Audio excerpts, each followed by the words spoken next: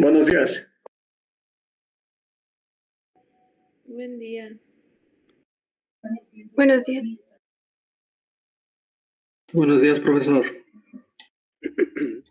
Hola, buen día. Permítame un momentito, un minutito.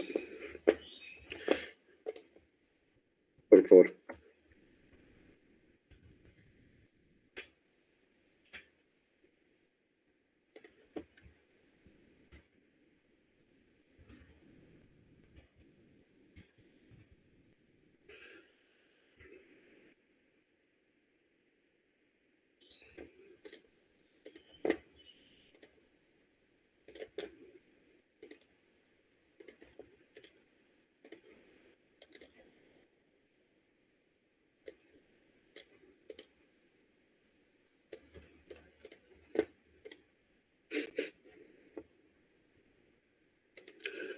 Ok, pues vamos a empezar nuestra última clase.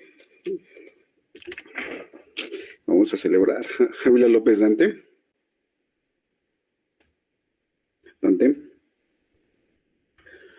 Jesús Chávez Adriana. Benítez Cardoso Efraín. Presente. Campos Mendoza Manuel. Presente, buenos días. Buen día. Cárdenas Meléndez Andrea. Presente, buenos días.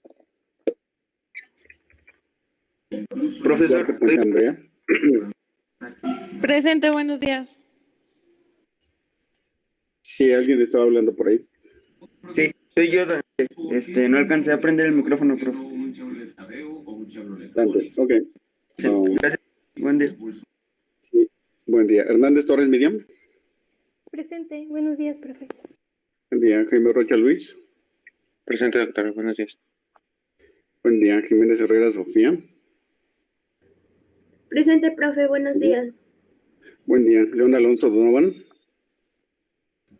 Presente, buenos días. Buen día. López Gaitán Ana. Presente, profe. Buenos días. Buen día. Lobo García Adolfo.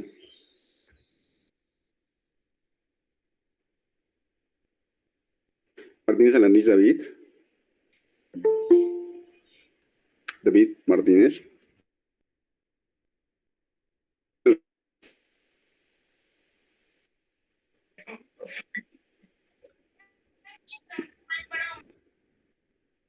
Martínez Rosales Jorge. Buen día. Mendoza Juárez Josué. Presente, profesor. Buenos días. Buen día. Olmedo Rodríguez Anaí. Presente, buen día. Buen día. Padilla Yala Héctor. Presente, buen día. Buen día. Rodríguez Gallego Sergio. Presente. Sergio. Rodríguez Grimaldo Isabel. Rodríguez Jiménez Irving. Rodríguez Palomo Valeria. Presente, buen día. Buen día. Romero Fuentes Olga. Presente, profe. Buen día. Buen día. Servín Martínez Montserrat.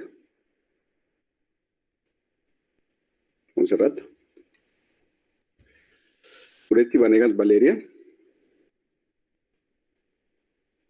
Presente, profe. Buen día. Buen día. Vargas Arroyo Valeria.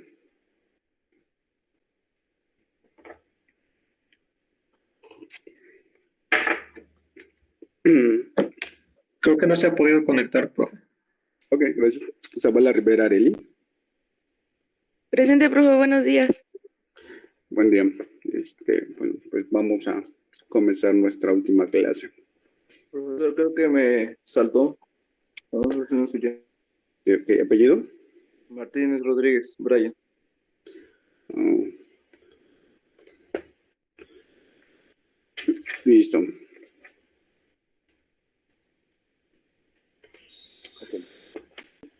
Profe, yo acabo de entrar. No sé si ya pasó. ¿Apellido? Vargas Arroyo.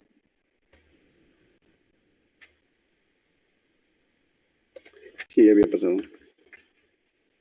Ok, sí, de nada.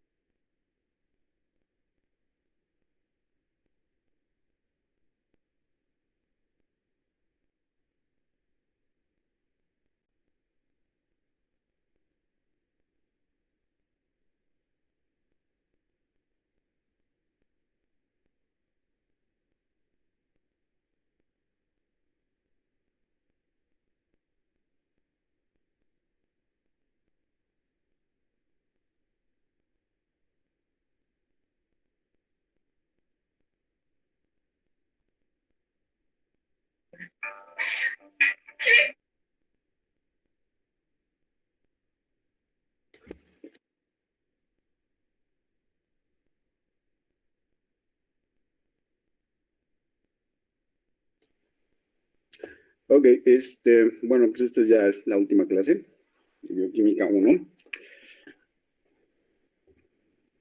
Y bueno, vamos a terminar con la vía de las pentosas. Pero antes de esto, vamos a concluir un poquito, o vamos a reconcluir parte de lo que vimos la clase pasada. Perdón. La gluconeogénesis. Hasta aquí hay preguntas sobre la clase pasada, comentarios, etcétera, etcétera. ¿Dudas? ¿No? Bien, al final, por el tiempo que tuvimos ya bastante corto, no vimos, desde mi punto de vista, no vimos no vimos la comparación del ciclo de Cori y del ciclo de la alanina glucosa. Entonces, a lo mejor debo de mover el ciclo de Cori. Primero, a la derecha. Izquierda. Entonces, conseguí estas imágenes que son ilustrativas para el punto que queremos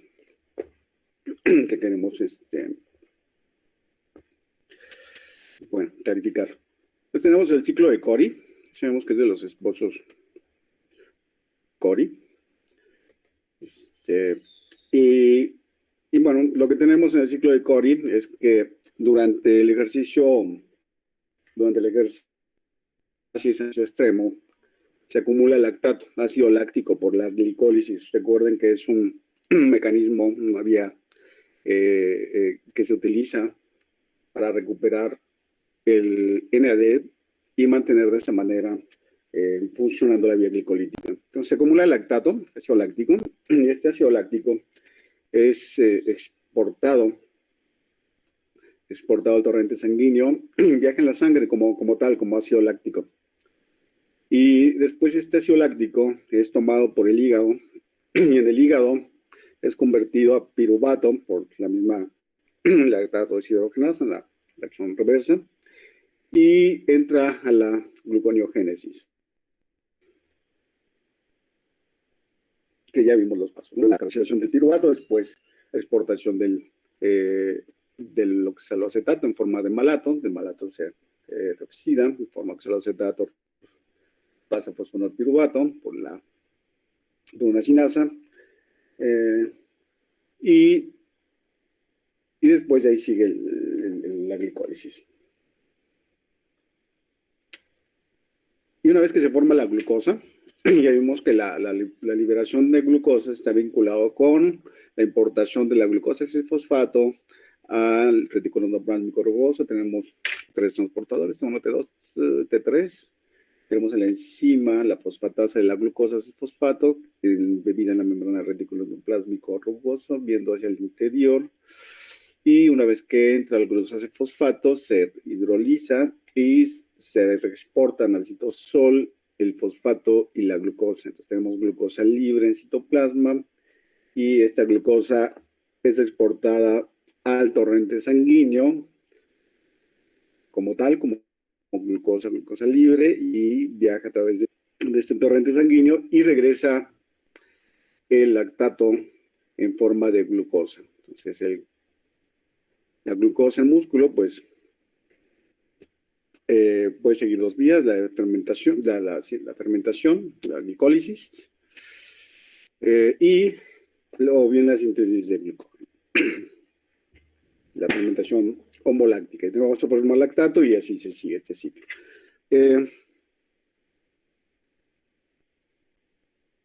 Bueno, es una forma que se tiene para recuperar metabolitos del músculo en forma de C3, en este caso de ácido láctico, y reexportar la glucosa, regresarlo al músculo como tal, en forma de glucosa, que es útil. Pero tenemos otra forma, cuando se entra en un estado de ayuno prolongado y se han agotado no solamente las reservas de carbohidratos, sino las de lípidos, el organismo empieza a echar mano de las proteínas. Entonces, se da un caso en donde las proteínas estructurales empiezan a ser metabolizadas y empieza a acumularse amoníaco. Entonces, los aminoácidos, para ser procesados, pues tienen que quitárseles el grupo amino. Entonces, estos aminoácidos pueden provenir del mismo músculo, pero también pueden provenir de una dieta rica en aminoácidos, en proteínas. Entonces, este grupo amino finalmente es exportado al hígado y sirve para expulsar el grupo amino, el amoníaco, en forma de urea.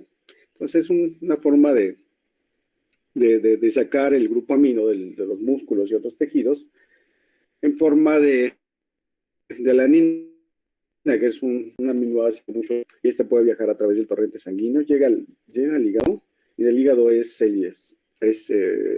eliminado el grupo amino y es convertido en piruvato. Entonces, una transaminasa, y el grupo amino finalmente se va hacia el ciclo de la urea, se forma la urea y esto se elimina vía la orina. Y el piruvato, pues entra en la gluconeogénesis, se forma glucosa y esta regresa al músculo, ya, torrente sanguíneo. Entonces son las dos vías, los dos ciclos que tenemos que están interrelacionados con el sistema circulatorio. Entonces, son muy parecidos los ciclos, y tienen pues funciones más o menos similares, salvo que la alanina sirve para exportar los grupos aminos de los aminoácidos que están siendo metabolizados en el músculo y otros tejidos. Y el grupo amino no puede almacenarse, no hay un espacio, un lugar, un tejido que almacene los grupos aminos, por lo tanto tienen que liberarse. Entonces, ojo, cuando tengamos una dieta rica en proteínas, lo que vamos a sacar pues vía la orina, literalmente, expulsar, pues es ácidos presentes en las proteínas que están siendo. Vamos a volver a ver.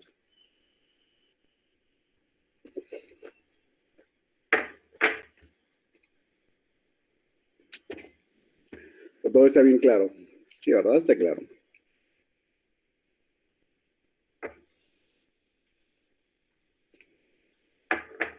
Bien, entonces son dos ciclos muy importantes ambos. Bioquímica 2, ustedes van a ver el ciclo de la urea en detalle, entonces no lo revisamos aquí, porque lo van a ver mejor allá. Y bueno, ambos ciclos se parecen, el de Cori y el de la alanina glucosa. Bien, y bueno, tenemos ahora la vía de las pentosas.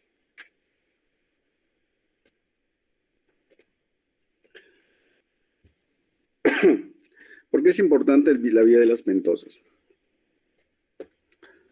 ¿Por qué es importante la vía de las pentosas?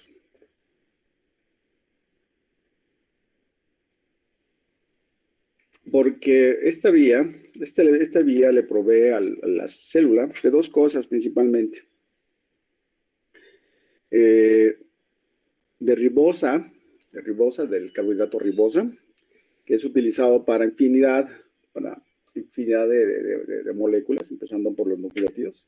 Esto va a estar presente en estas estructuras que forman los nucleótidos. Estamos hablando del DNA, de RNA, todos los tipos de RNA, el ATP como tal, como molécula energética, el ADP, el AMP, y todo el resto de nucleótidos en su forma trifosfatada y fosfatada, el AMP cíclico.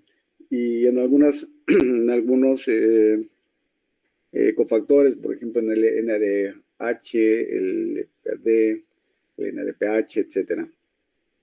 Entonces, la ribosa como carbohidrato, como azúcar, es muy importante en el metabolismo del metabolismo celular. Por lo tanto, debe existir una vía que le provea al organismo esta ribosa en forma tan abundante como se requiera, ¿no?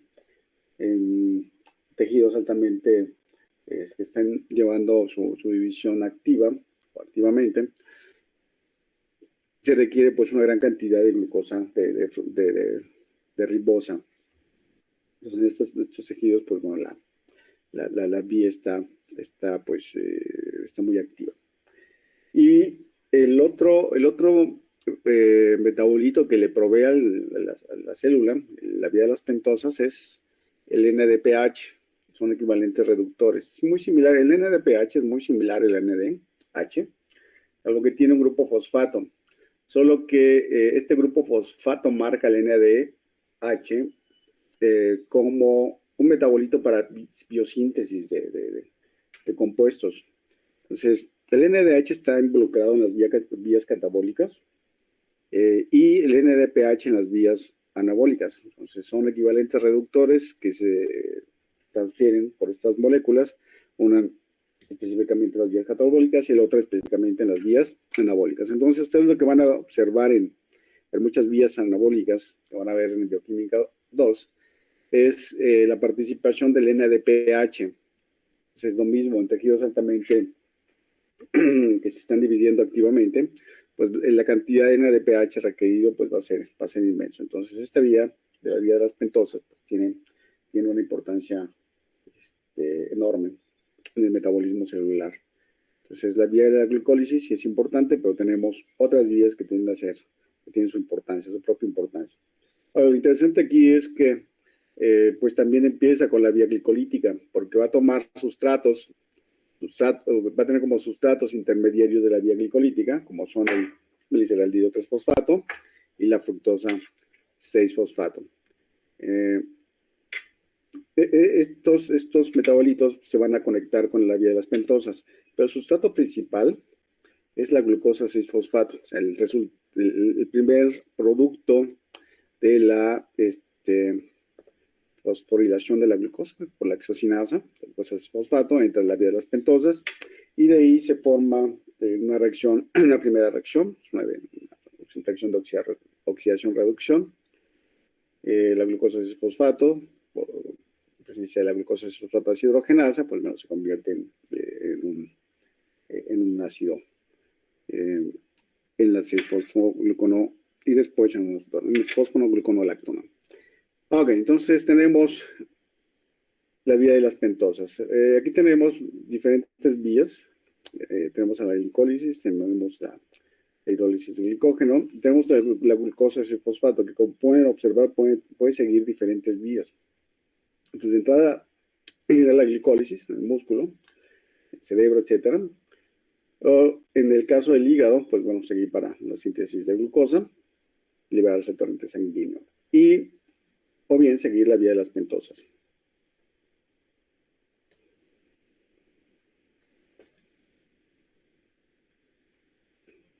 Ok, entonces tenemos aquí la primera etapa de la glicólisis. Entonces, la glucosa 6-fosfato entra a la vía de las pentosas.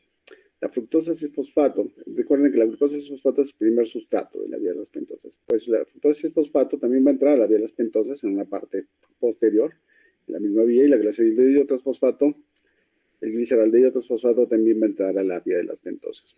Pues lo que vamos a tener aquí es una combinación de compuestos de diferentes números de carbono, 6 y 3, y el objetivo de la vía de las pentosas es proveerle a la célula de carbohidratos con 5 carbonos, en este caso la ribosa, C5.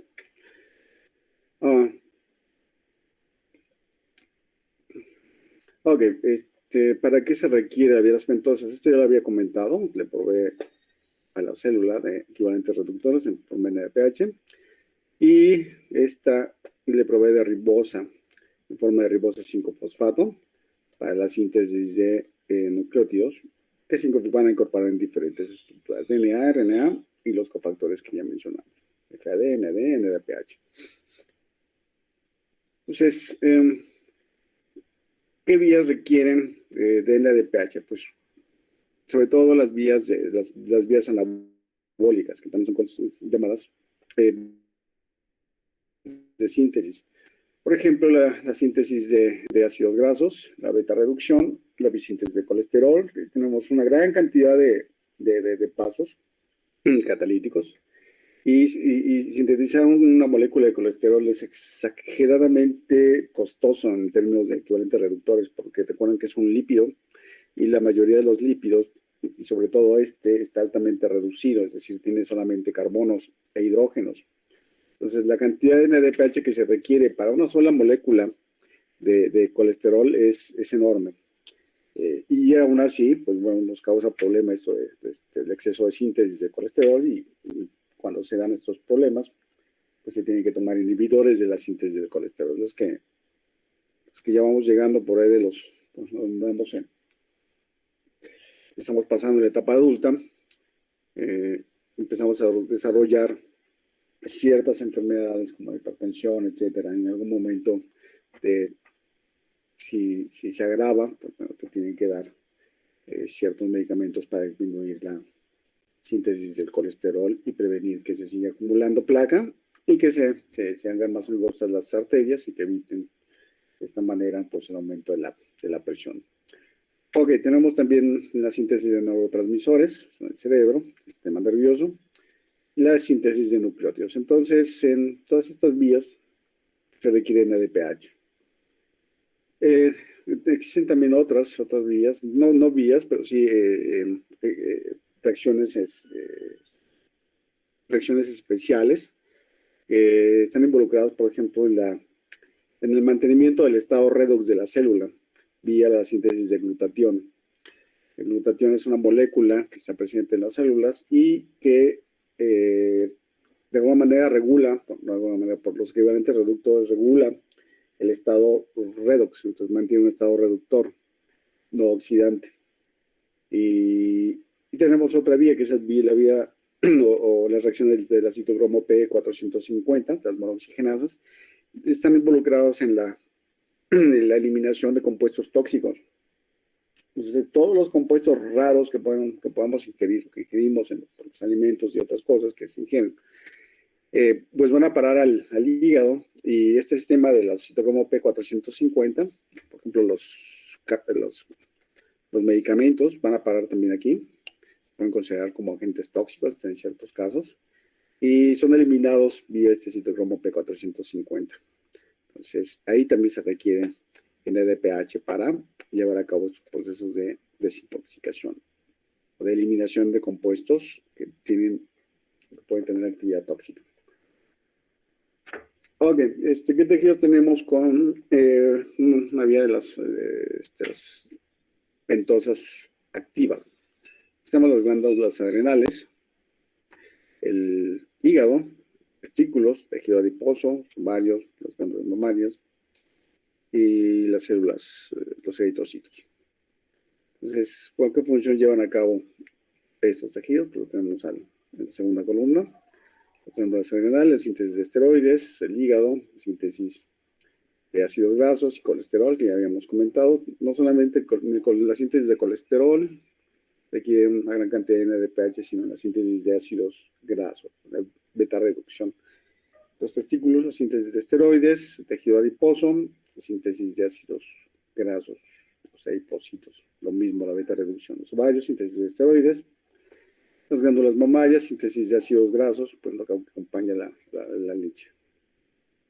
Ácidos grasos, muy importantes para suministro de energía, ¿no? al bebé. Y las células rojas, el mantenimiento del estado redox, del citoplasma, de los eritrocitos. Estos son los tejidos principales que tienen una vía de las ventosas muy activa.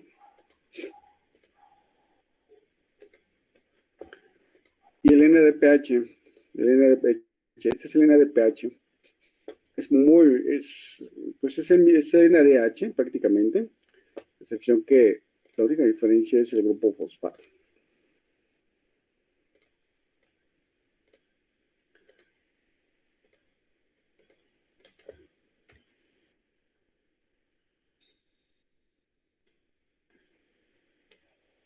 Este grupo fosfato. Esa es la única diferencia con el NADH. Y noten que tiene pues la molécula de ribosa del carbohidrato. Tiene dos moléculas de ribosa, una adenina y dos fosfatos.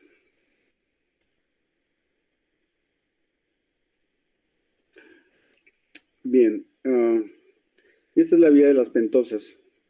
Entonces vamos a tener dos etapas, similar a la glicólisis. Y la primera etapa es una etapa oxidativa, la fase oxidativa, en donde se llevan a cabo las reacciones, la reacción redox principal, la de la glucosa 6-fosfato por la glucosa 6-fosfato deshidrogenasa, que tenemos acá abajo.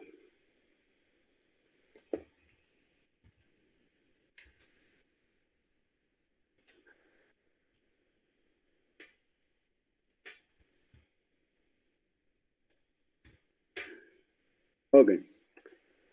Y tenemos la siguiente etapa, que es una etapa, la segunda etapa, o la fase 2, que es una etapa no oxidativa. Entonces, en la segunda etapa, tenemos la combinación de diferentes carbohidratos para formar diferentes carbohidratos con diferentes longitudes de cadena, o número de carbonos.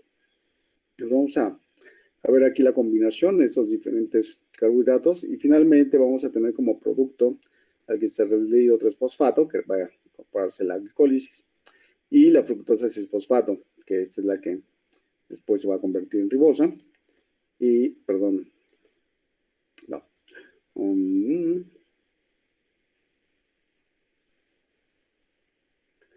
¿Dónde está?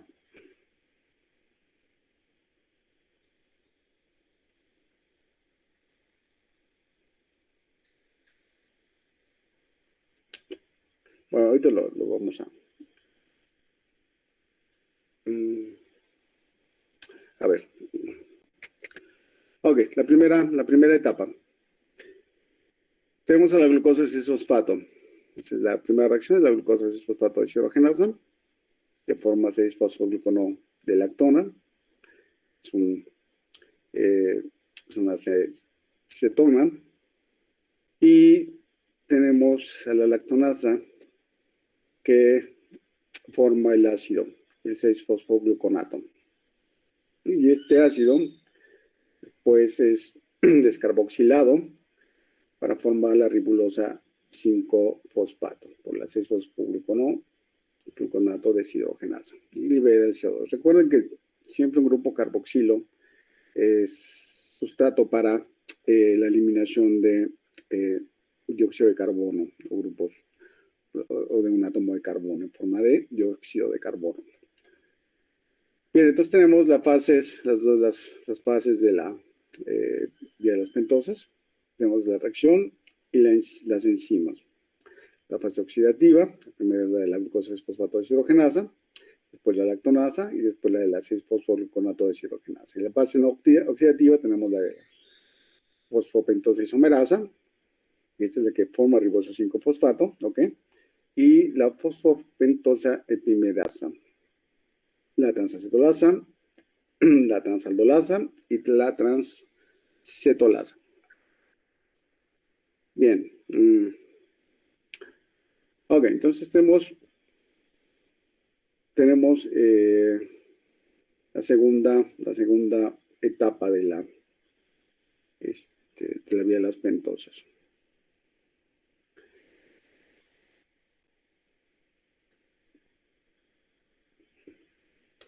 Ok, entonces tenemos que es la combinación de diferentes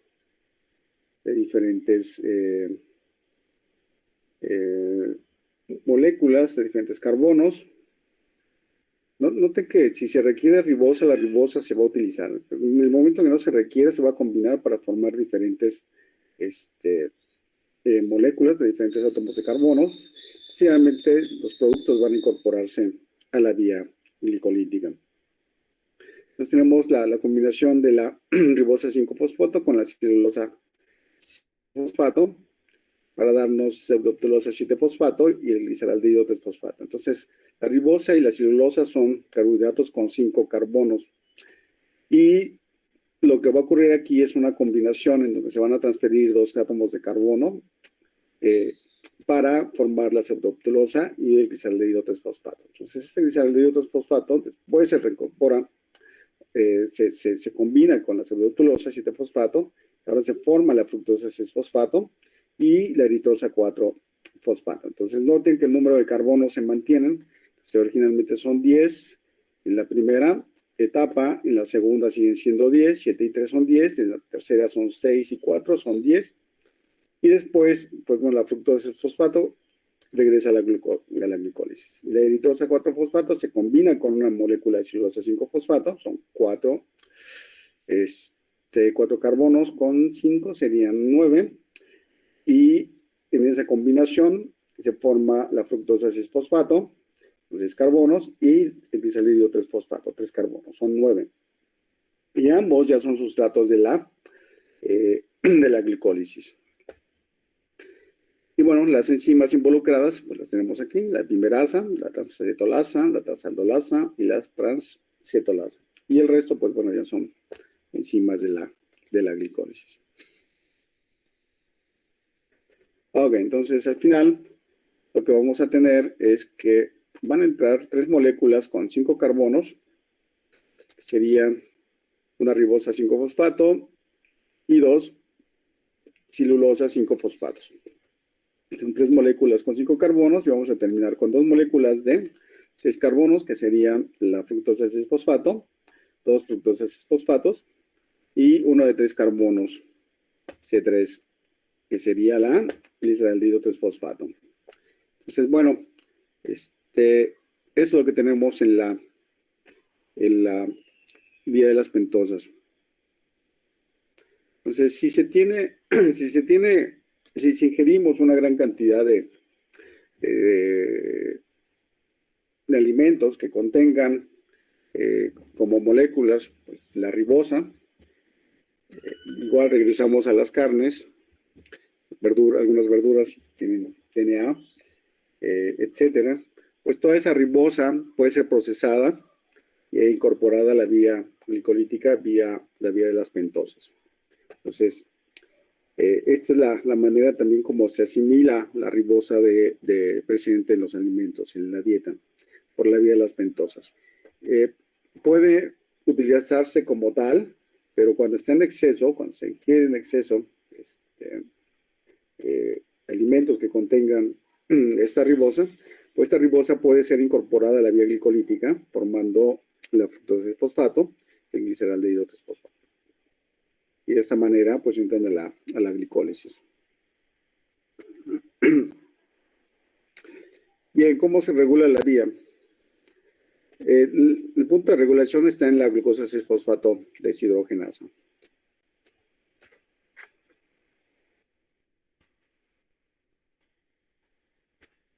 Este es el punto de regulación. Y el NADPH, la presencia de NADPH, pues puede actuar como un inhibidor competitivo. Entonces, cuando ya se tienen los niveles de NADPH saturados, empieza ya a inhibir la vía. Esta inhibición se conoce como inhibición por sustrato. Entonces, las inhibiciones por sustrato son importantes porque les indican a las vías que ya se tienen los niveles requeridos de cierto metabolito y por lo tanto ya no se requiere de mantener la vía activa y entonces se bloquea la vía desde el primer paso. Es una forma de inhibición, también se conoce como inhibición feedback, porque es el producto de toda la vía el que inhibe la primera reacción. Bien. Ok, pues sí, cuando aumenta el requerimiento de NADPH, pues bueno, se estimula la vía.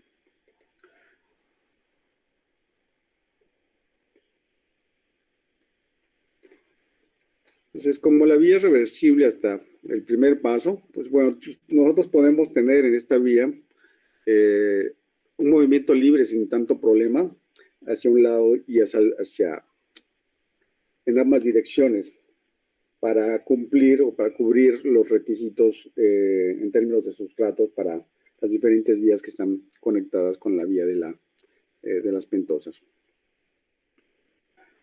Por ejemplo, como les comentaba, en células que están dividiéndose rápidamente, pues requieren de ribosa 5-fosfato y también de NADPH. Entonces, esta vía, la vía de las pentosas, pues les provee esa ribosa 5-fosfato. Y esta ribosa 5-fosfato, pues no se combina en la segunda etapa con la celulosa para formar la fructosa 6-fosfato y el glaceraldehído 3-fosfato. Esta ribosa entra directamente a la vía de biosíntesis de los nucleótidos que requieren de ribosa, y cofactores, desde luego. La otra vía es cuando se requiere NADPH, se activa la vía de las pentosas, la primera parte, y se provee de NADPH por la glucosa 6-fosfato deshidrogenasa y la glucosa 6, utilizando la glucosa 6-fosfato. Esa es la parte activa. Noten que también se forma ribosa 5-fosfato, entonces le provee de ambos, de NADPH y de ribosa 5-fosfato.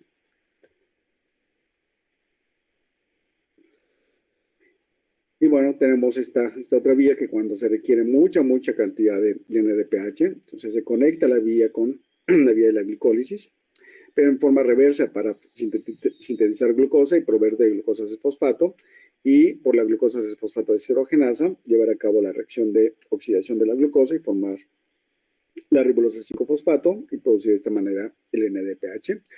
Se forma ribosa 5-fosfato, pero esto recuerden, puede regresar a la vía glicolítica.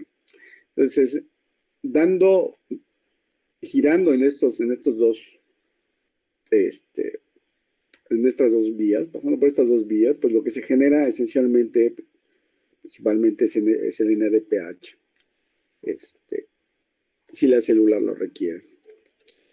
Ahora, si requiere NADPH y ATP, pues bueno, se mantiene la vía de las pentosas activas, sintetizando NADPH, y el gliceraldehído 3-fosfato es utilizado en la segunda parte de la glicólisis para sintetizar el ATP. Entonces, noten la versatilidad de ambas vías. Dependiendo de los requisitos del estado metabólico de la célula, pues bueno, puede irse hacia un lado o hacia otro, o bien tomar uno de los sustratos para recuperar la glucosa 6-fosfato y de nuevo meterlo a la vía de las pentosas, o bien pasarlo, como en este caso, hacia la síntesis de ATP, produciendo piruvato. Bien,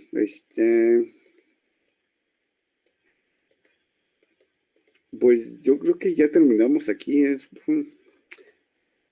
Con esto terminaríamos la vía de las pentosas. Hay algo de glutatión y NADPH, pero pues esto no viene en el programa. Entonces es un equivalente reductor que se utiliza para mantener el estado redox de las células. Y el estado redox no solamente es importante en las células, su mantenimiento, sino también cuando se está trabajando en el laboratorio. El estado redox de los sistemas,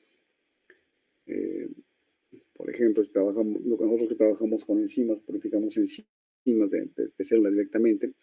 El estado redox de esos homogenados es importante, entonces requiere de la incorporación de moléculas tipo glutatión que provean esos electrones en el medio por estado redox para que no ocurran reacciones oxidativas que pudieran dañar las mismas proteínas, es decir, que pueden formarse enlaces covalentes como los puentes de sulfuro, porque esto finalmente estropearía las muestras. Las proteínas tienden a reaccionar fácilmente entre sí si entran en contacto, la superficial. Entonces tienen estas cisteínas disponibles, activas. Y por lo tanto siempre se debe de tener en el medio una molécula tipo glutatión. Generalmente se utiliza beta-mercaptoetanol o bien ditioatritol. el estado redox de la célula es importante y esto, pues bueno, se logra gracias al glutatión, la presencia de glutatión. Y para tener glutatión reducido se requiere del NADPH. Entonces, el NADPH pues, se sintetiza en la vía de las pentosas. Ok, pues aquí terminamos. ¿Preguntas?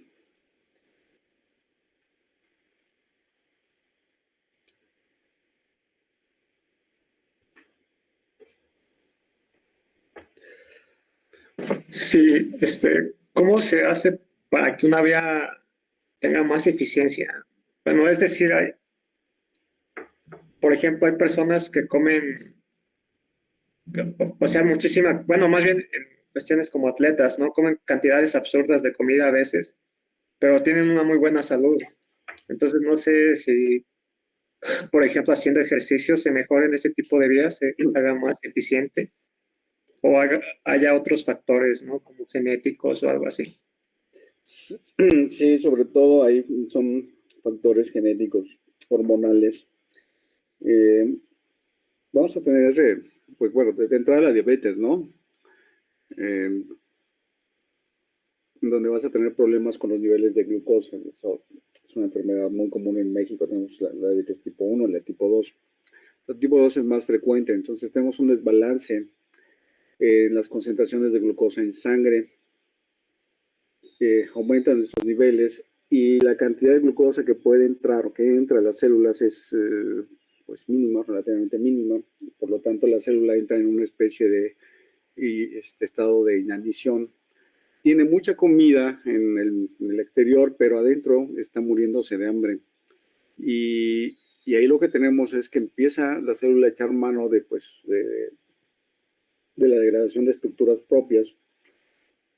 Y bueno, aquí es mucho más complicado como lo estoy platicando. Tenemos que puede agravarse, llegar a un síndrome metabólico. Pero tenemos también otro tipo de enfermedades en donde el hipotiroidismo. Tenemos glándulas que no funcionan muy bien y vamos a tener personas que van a engordar, aunque no quieran y aunque no coman mucho, van a tener problemas de peso. Y bueno, esos son y podemos tener más enfermedades, pero ahorita no estoy familiarizado con ello, porque lo dejé hace mucho tiempo, cuando daba clase en la licenciatura de nutrición. Pero en el caso de los deportistas, que también tiene mucho que ver el nutriólogo,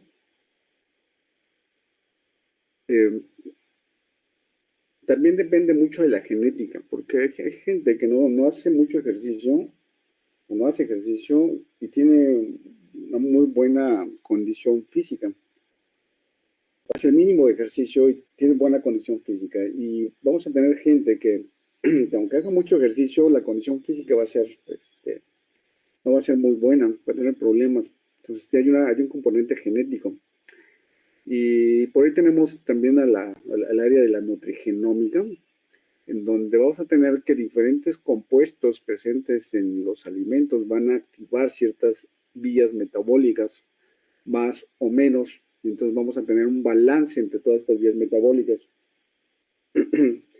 Y lo que vamos a tener, pues bueno, es la expresión de ciertas enzimas o la inhibición de ciertas enzimas, y eso va a llevar a que ciertas vías estén, no en términos de eficiencia, sino en términos de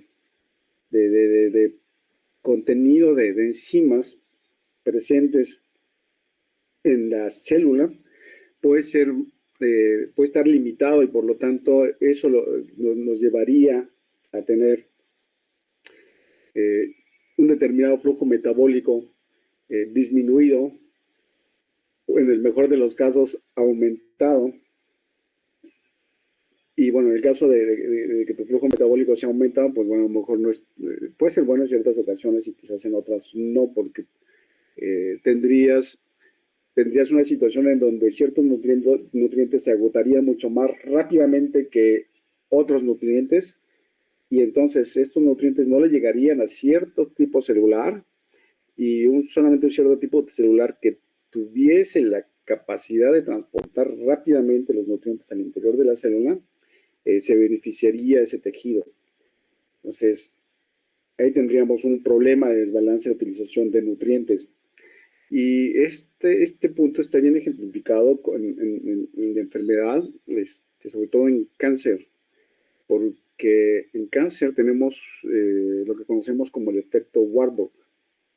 El efecto Warburg es la glicólisis activada, superactivada, en presencia de oxígeno. Entonces tenemos estos tejidos que tienen un alto, están en presencia en relativamente alta concentración de oxígeno, y por lo tanto tendríamos que esperar de estos tejidos, pues bueno, que la vía de la fosforilación oxidativa, el transporte de electrones, etcétera, esté activo consumiendo oxígeno. Pero curiosamente no tiene esta vía activa. Y lo que tiene muy activa es la vía glicolítica. Entonces, la capacidad de utilizar la glucosa presente en el medio por las células cancerosas es extremadamente elevada. Entonces, si tú le das a una persona que tiene cáncer alimento con alto contenido de glucosa, la glucosa prácticamente las células cancerosas la tomarían de forma inmediata y el resto de los tejidos no verían esa glucosa. Entonces, de hecho, esta es la forma como se determina que tienes, pues sí, cáncer. Porque lo que te hacen es una prueba de PET, que es tomografía de emisión de positrones. Te inyectan glucosa marcada radiactivamente. Y esa glucosa, como es tomada inmediatamente por las células cancerosas, tejido que ha hecho metástasis, y tú puedes ubicar estas células cancerosas, cómo se ha diseminado en el cuerpo por la presencia de estas manchas negras en resultados de la tomografía de emisión de positrones. Generalmente se observan en los pulmones, estas manchas negras, y en el cerebro. Entonces, si una persona ya pasó, pues ya anda por la etapa 3 o 4, hay 4 etapas, hay 5 etapas en cáncer. Etapa 0, cuando el cáncer está localizado, no ha hecho metástasis. Etapa 1, cuando ha hecho metástasis, pero todavía está localizado en cierto tejido. O sea, ya rompió el epitelio y empieza a invadir los tejidos adyacentes. Y la linfa empieza a llevar a cabo su función de limitar la dispersión de las células cancerosas. Tú puedes todavía recuperarte, si estás en etapa 1, puedes recuperarte de cáncer. Si te quitan todo el tejido que ha sido invadido, y te quitan los ganglios linfáticos, que como hicieron todo su trabajo, están contaminados. Entonces te quitan un buen pedazo de carne o todo el buen pedazo del órgano, el tejido adyacente, y al menos los ganglios linfáticos que están contaminados, porque también te meten un marcador para ver qué tejido está contaminado y qué ganglios están contaminados. Y con un contador Geiger en la sala de operación lo ubican y el que dé señal lo sacan. Pero en la etapa 2, que ya es un poquito que es el avance más mayor del cáncer, en etapa 3 y 4 ya estamos hablando de etapas terminales. En etapa 4, pues bueno, ya no hay mucha esperanza, ¿no? Ya te dicen que vayas y pongas en orden tus asuntos personales y te dan 2, 3 meses de vida, 5 a veces. En etapa 3, en etapa 2, pues bueno, dependiendo del tipo de cáncer, pues te pueden dar un poquito más de tiempo, te pueden hacer quimios y pueden hasta cierto punto pues recuperarse, dependiendo del tipo de cáncer. Y hay otros, por ejemplo, en el melanoma, cuando llegas a etapa 1, todavía puedes recuperarte, pero en etapa 2, ya si llegó al pulmón y al cerebro, pues ya le dices adiós a este mundo. Es uno de los cánceres más agresivos. Entonces, ese es un caso, el efecto Warburg, ¿no? De cómo ciertos tejidos, por tener una capacidad enorme no estamos hablando de eficiencia, porque la eficiencia pues la tienes para cualquier enzima, es la misma, sino que tiene una alta capacidad por la expresión de ciertas proteínas, ciertos transportadores, ciertas enzimas, y una alta capacidad de tomar ciertos nutrientes y metabolizarlos inmediatamente. Es muy complejo la parte de la alimentación humana. Por eso está la carrera de nutrición como tal. O sea, nada más es comer, sino hay muchas cosas. Por ejemplo, los trabajadores, dependiendo del tipo de trabajo que hagas, pues es el tipo de alimentación que tienes. Lo mismo con los pacientes en un hospital, dependiendo del tipo de padecimiento que tienes, es el tipo de alimentación. Lo mismo para alguien que está en recuperación, una operación, dependiendo del tipo de operación, es el tipo de alimentos que necesitas para tu recuperación. Entonces es mucho más complejo de lo que parece. Y pues sí, sería conveniente pues, siempre platicar con un profesional, ¿no? Antes de andarse metiendo cosas, ¿no? Comiendo cosas. Sí, porque uno suele empezar a comprar suplementos alimenticios y vitamínicos y pues los tomas. No sé si ustedes, ¿quién de aquí va al gimnasio? Yo, profesor. Yo, profe. ¿Sí? ¿Y qué nos cuentan de estos suplementos vitamínicos y alimenticios? Nunca he tomado suplementos. Pero sí te los recomiendan, te los han ofrecido, No, profe. ¿no? ¿Y Alex? Yo tampoco he tomado, pero sí me las han ofrecido. Sí, son caros, ¿no? Yo sí tomo, profe. ¿Quién, Olga? Sí. ¿Y qué tal? ¿Qué tomas específicamente? ¿Qué tomas? Es un polvito que es glutamina con creatinina o creatina, creo. Ok. ¿No es carnitina? Creo que sí. Y no, creatina, no, es el carnitina. Ese compuesto es interesantísimo. ¿Por qué? La carnitina. Perdón. Sucede que la beta oxidación, es decir, el metabolismo de ácidos grasos, lo que tenemos en la lonja, en la papada, etcétera, ocurre en la mitocondria. Entonces, para pasar un ácido graso de la parte exterior, o sea, del citosol, citoplasma, a la matriz mitocondrial donde ocurre la beta-oxidación, se requiere de varios pasos, o sea, un sistema de transporte de ácidos grasos.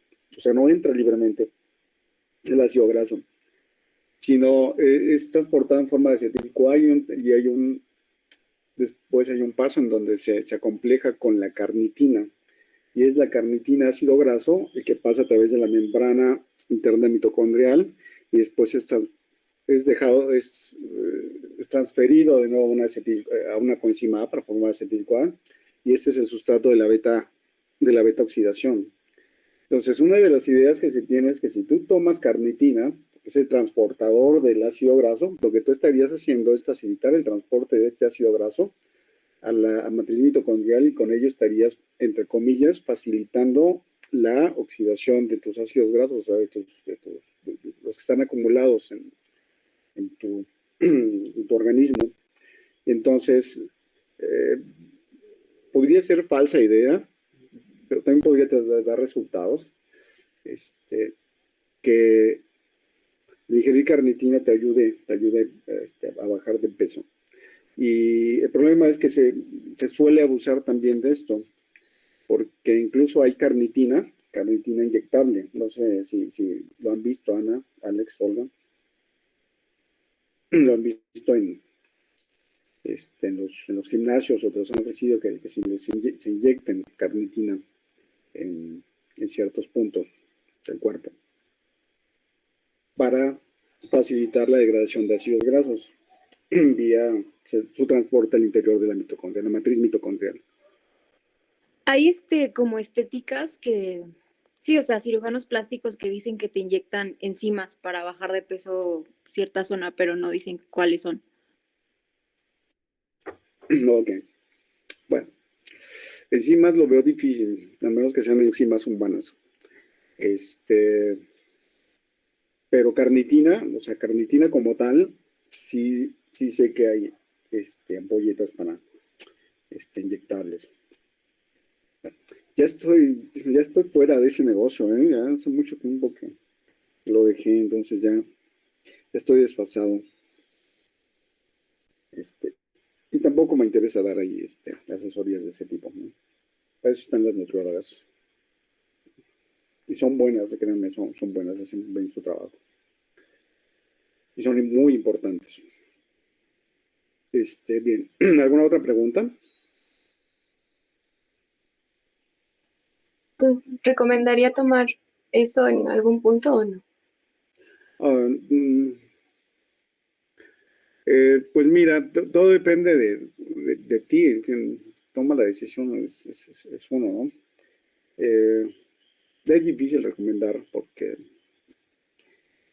si algo sale mal, pues te echan la culpa, ¿no?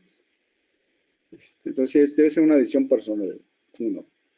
Dos, si lo quieren hacer, pues chequen la toxicidad, ¿no?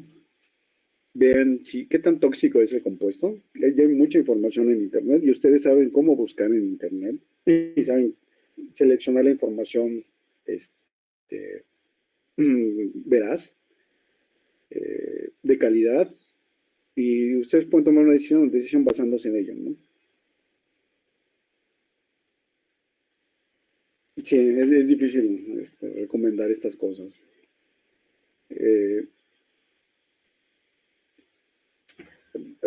Yo lo que les recomiendo es que si hacen ejercicio, coman bien, ¿no?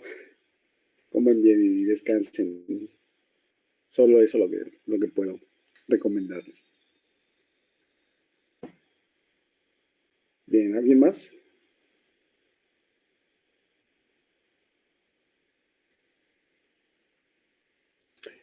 Ok, bueno, si no hay más preguntas, yo creo que aquí terminamos nuestro curso. Pues me dio mucho gusto estar con ustedes. El próximo curso lo tendrán con la doctora Mónica, ¿no? Con Bioquímica 2. Bueno, Sí, no sé. espero que les vaya bien. Les sirva algo lo que aprendieron conmigo. Lo que hayan aprendido, no sé cuándo, pero espero que sí. Y bueno, pues a ver hasta cuándo nos volvemos a ver. Entonces el viernes, en teoría, haríamos el examen, ¿no? Pues ya saben cómo es el examen. Tenían las mismas reglas.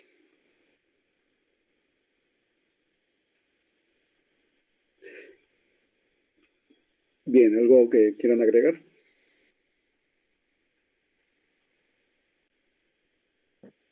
Pues muchas gracias por las clases, profe. Espero nos veamos pronto. También igual. Sí, yo no sé si nos vayamos a ver este año, porque no sé si tienen información de que el próximo semestre también va a ser virtual. Pues ya está rumorado por bueno, no solamente por la doctora Mónica, sino por varios profesores y así, que sí ya es muy posible que el otro sea presencial. ¿Que sea qué? ¿Presencial? Sí, que sea presencial, con otras medidas, claro, pero presencial. No lo sé, porque bueno, la doctora Mónica no nos ha informado nada de coordinación. Yo lo que sé es, vi a la Facultad de Ciencias, porque voy a dar un curso allá. Y a mí se me ofertó el curso impartido virtualmente. O sea, no van a ser clases presenciales. Al menos ya se me ofreció el curso de esa manera, en forma virtual. ¿Y es de verano o es el semestral? No, ese es semestre. Ahora, aquí la coordinación, pues bueno, puede tomar su propia decisión, ¿no? El problema es que quien tome la decisión, pues tiene la responsabilidad, ¿no? De todo, ¿no? Si te dice que, si nos dice que vamos a tener que dar clases presenciales, pues tendrán que implementar toda una serie de medidas y la logística para evitar el posible contagio. Y bueno, personalmente, si yo estuviese en esa posición, yo no lo haría, porque es mucha responsabilidad, ¿no? Después que te llegue la noticia de que algún familiar, de algún profesor, de algún alumno le dio COVID y falleció, no es fácil de tenerlo en los hombros, ¿eh? O sea, nada más por esa razón. Y todo por andar yendo a clases presenciales, ¿no? Entonces yo más bien eso se lo dejaría a las autoridades, más, si no competentes, por lo menos las superiores. Si no, yo haría eso, pero yo no soy coordinador, ¿no? Es algo que, y qué bueno. Pero, ¿ustedes qué quieren hacer? ¿Quieren presentarse a clases los salones?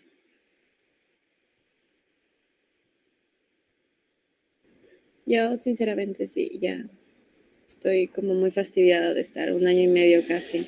Bueno, 1 semestre y medio en línea, entonces ya.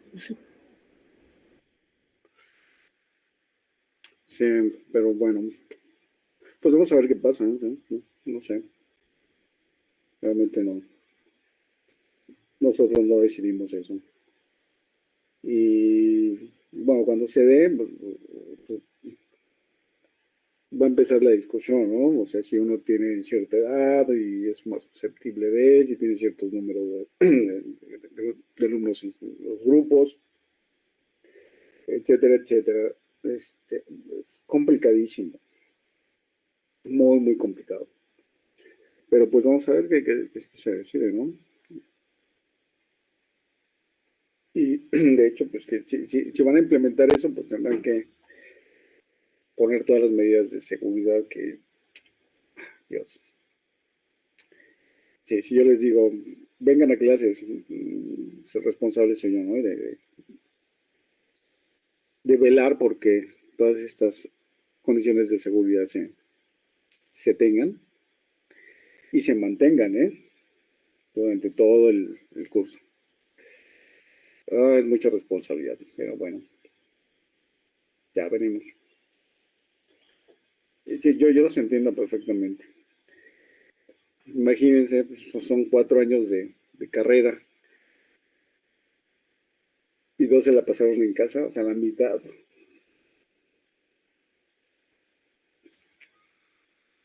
Está feito.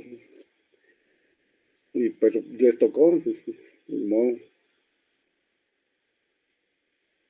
les tocó. Bueno, para que no se sientan tan mal, si eso les ayuda, a mí me tocó una huelga. Bueno, cuando estaba en la licenciatura me tocó una huelga, entonces todo un trimestre no tuvimos clases, ¿no? 3 meses. La universidad donde yo eran de trimestres, 4 trimestres por año, no, 3 trimestres por año. Entonces todo un trimestre no tuvimos clase y andábamos tomando clases en parques y esas cosas. Y finalmente, como llegó el rumor de que había golpeadores, ¿no? Etcétera, pues ya dejamos de tomar clases y nos podemos quedar aquí en nuestras casas. Después fui a tomar clases en del Politécnico porque teníamos ahí un conocido, fuimos unos días y no nos adaptábamos y después mejor nos fuimos a la casa de cada quien, a la suya. Y perdimos todo un trimestre y después recuperar todo ese trimestre fue el no tener vacaciones en ciertos meses del año, entonces eran trimestres corridos, ¿no? Todo corrido. Y eso fue durante 2 años y medio, 2 años, hasta volvernos a emparejar con el programa original. Y eso fue en la licenciatura. Y en el posgrado, el doctorado, tuvimos la huelga de la UNAM. Eso fue por 6 meses. Entonces ahí teníamos los proyectos, más o menos como ahora. Ese está peor, no sé si está peor, pero En esa huelga no podías entrar a la universidad, a CEU, porque todos los accesos estaban bloqueados y nosotros teníamos que entrar a los laboratorios de los institutos de investigación, no a las facultades, a los institutos. Y como alumnos, pues nos metíamos por donde podíamos, entonces saltábamos las rejas, las bardas, nos subíamos a los autos ahí de los vigilantes que estaban quemados por ahí, nos íbamos y caminábamos hasta los institutos. Nunca nos pasó nada, hasta que una vez se armó un buen contingente de los que querían entrar y los que no querían que entrásemos. Se puso interesante. Sí, muy interesante. Eran 500 adentro y como 1000 afuera y todos gritando, ¿no? Bueno, yo no gritaba, yo nada más veía, pero estaba ahí. Y en la red, y divididos por una reja, todos adentro y todos, y los de afuera, y estaba la televisión y la policía y todo, por si se armaba la de cantina. Pues ya por ahí de la 1 a 2 de la tarde nos dio de llave, ya nos fuimos a comer a un restaurante. Estaba cerca, un Summers. Cosas de la vida. Y ya el siguiente día ya no estaban bloqueando los accesos y volvíamos a entrar por donde se podía. Así terminamos, así hacíamos nuestros experimentos, nuestros proyectos en el laboratorio. Y el último día, cuando entró la policía federal y arrasó con toda la universidad, con todo lo que había dentro, eso fue en domingo, en una madrugada como a las 4. Yo había ido a trabajar el sábado, igual me había saltado la barda y eran las 8 de la noche y mis experimentos iban bien, iban jalando bien, iban sacando resultados muy bonitos. Y normalmente cuando eso ocurre, pues te da ganas de quedarte. Y lo hacíamos constantemente, nos quedábamos a dormir en el laboratorio haciendo experimentos. Terminábamos a las 3, 4 de la mañana, dormíamos a las 4:30, salíamos de ahí a las 9, 10 al otro día. Y me dije, ¿continúo los experimentos o me voy a mi casa? Eran las 8 de la noche, 8:30. Y bueno, es sábado,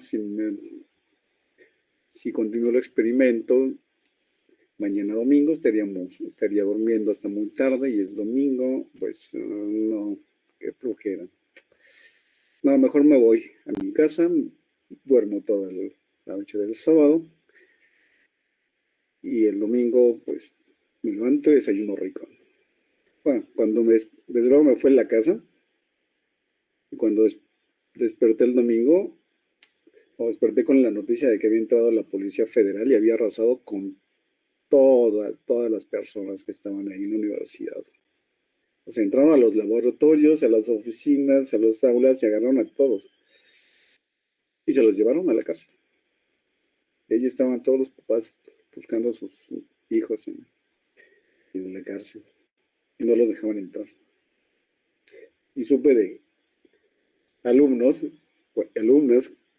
que se escondieron cuando entró la policía. Entonces estuvieron como una semana o 2 escondidos, sin comer ni nada, y después salieron.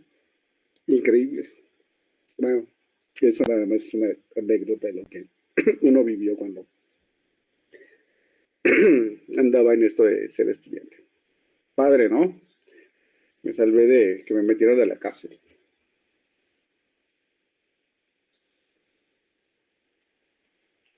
Y me agarraran a golpes.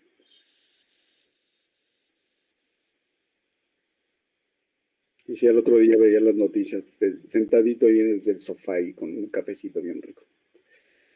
Solo por haber tomado esa decisión, ¿no? Adecuada, desde luego. Yo estaba contentísimo de haber salido unas horas antes. Sí, porque no ven, o sea, la policía no ve, te ve joven, con tu morral, con jeans, tenis, te agarran macanazos, te meten hasta ahí al autobús. Increíble. Sí, tuvo mucha suerte. Sí, no, tuvo mucha suerte. Por eso lo platico cuando tengo oportunidad. Dije, lo importante de una decisión, ¿no? Y el siguiente lunes, o sea, después del domingo, o sea, ese mismo domingo, fuimos todavía a hacer experimentos, imagínense. Y Ciudad Universitaria estaba completamente cerrado, lleno de policías. Y como alumnos, o sea, vean nada más, todavía se nos ocurrió porque iba con un compañero de laboratorio, lo encontré ahí, fuimos a la entrada, nos presentamos con los policías, dijimos, somos alumnos y vamos a entrar a hacer experimentos. Y sin identificaciones, pues decíamos la identificación, dijéramos de ahí o no. Preguntaron nuestros nombres, etcétera. ¿Y qué creen que nos dijeron? Pasen. Ya íbamos dos fulanitos en medio de Ciudad Universitaria con un montón de árboles, así nada de gente. Llegamos al instituto y estaba cerrado. Nada más había logrado entrar el director y el secretario académico. Y nosotros llegando ahí. Desde luego nos mandaron a casa. Dijeron, ¿quiénes son? Fulanito tal. ¿Con quién trabajan? Con fulanito de tal. Váyanse a su casa, ¿no? Descansen y después ya. Que su profesor les diga cuándo regrese. Ok, gracias. Y vamos para afuera. Entonces a todos los puntos, no mides el peligro. Sí, ya ahorita no haría esas cosas. Ya lo pensaría 2 veces. No lo haría, seguro. Ya no estoy tan loco. Bien, pues ya, ¿Y eso hace cuánto fue, profe? lo de la huelga de la UNAM. Oh, ya, Sí. si te digo cuántos años no me vas a creer. Ya va para 20 años. Sí, hace 20 años poco más de 20 años hice mi doctorado. Entré en el 98, enero. Terminé el 15 de julio del 2002. Me gradué el 14 de febrero del 2003. Presenté mi examen el 14 de febrero. 4 años de doctorado. Nada más hice doctorado, no hice maestría. Y de ahí pues a trabajar. Pero ahorita, por todo lo que dice, entonces sí recomienda hacer una maestría en la UNAM o así, porque veo que tiene muchas huelgas y así.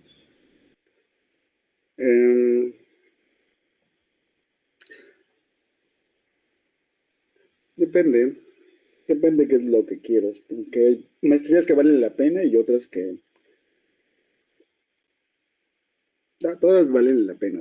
Es que depende de ti. Depende a qué vas también, cuáles son tus objetivos. Si no has definido tu vida, quieres utilizar tu tiempo en algo mientras, pues lo puedes hacer, pero no creo que valga la pena, ¿no? Igual con el doctorado. Entonces, pero cuando ya tienes todo, o sea, tú ya tienes la certeza en tu mente de que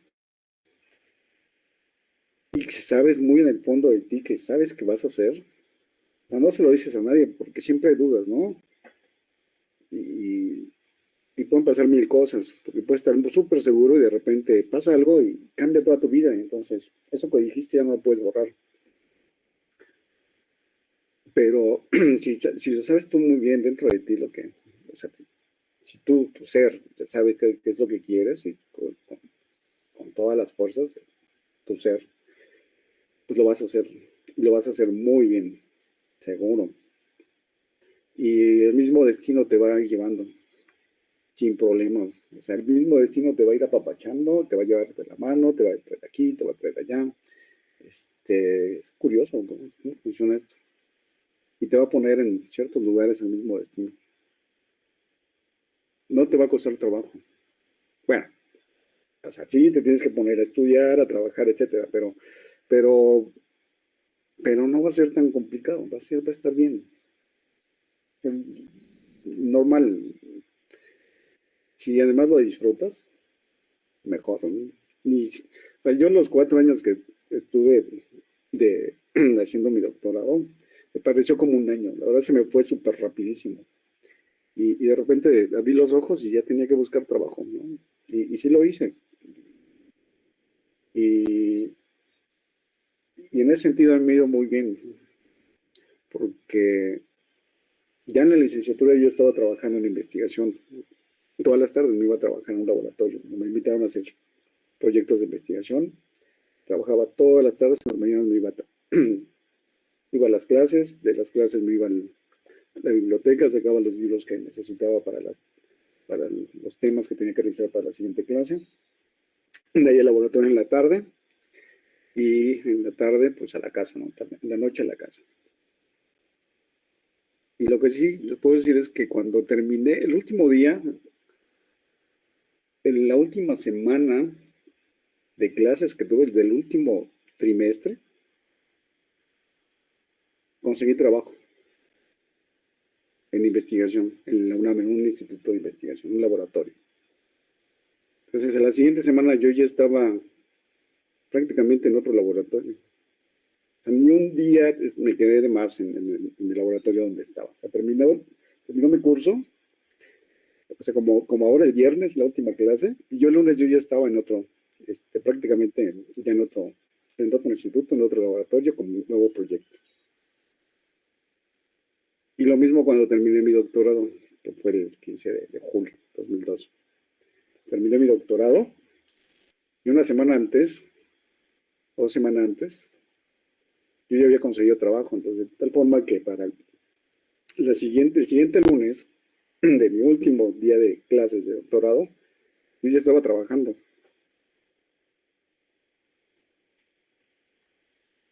Y mi graduación fue después, pero yo ya estaba trabajando y no me pagaban como doctor, pero me pagaban como licenciado, y la diferencia por el grado me lo daban con un cheque extra aparte. Me pagaban como licenciado, pero tenía toda la experiencia del doctorado. Entonces, la diferencia por tabuladores me lo daban aparte. Y ya cuando tuve el título, entonces ya me categorizaron. Lo mismo cuando me fui de postdoc. Entonces, el último día que fue un día de vacaciones, empezaban las vacaciones, el viernes, ese día renuncié.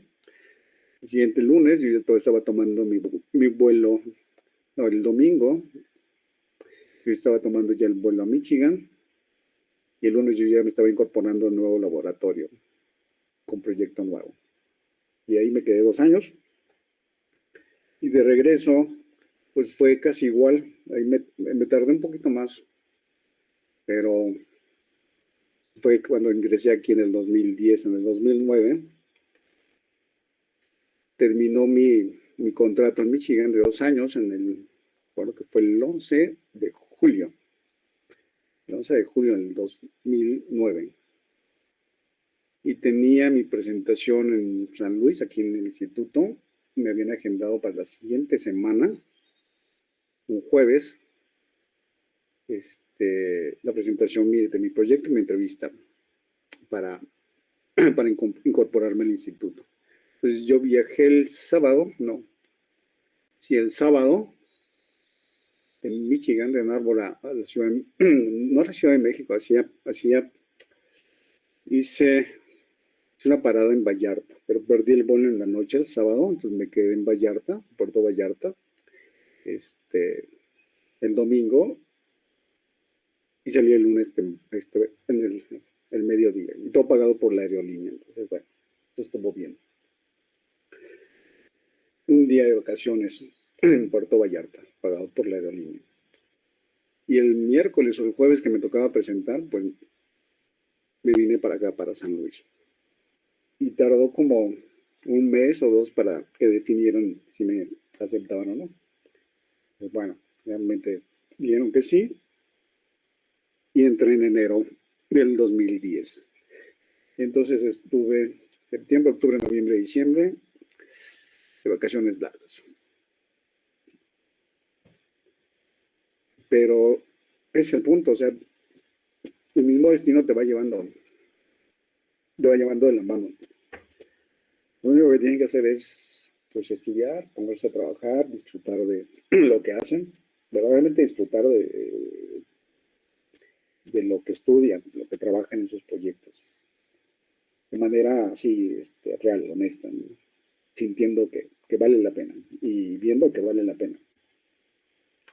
Lo demás no importa, el tiempo va a seguir pasando, harán muchas cosas más y así pasa, y así ocurre. Y si le preguntan a cualquier otro profesor, les va a contar una historia algo parecida, quizás más bonita, ¿no? O quizás no tan bonita porque tardaron más, pero finalmente es una historia parecida. Entonces, en moraleja, hagan lo que tengan que hacer, disfrútenlo y tengan fe siempre. Les va a ir bien. Pórtense bien, les va a ir bien. Sean buenos. Gracias, profe. Gracias, profesor. Sí, cuídense mucho. Entonces nos vemos el viernes. Hasta luego, maestro. Hasta luego. Muchas gracias. Hasta luego. Muy Gracias. buenas tardes.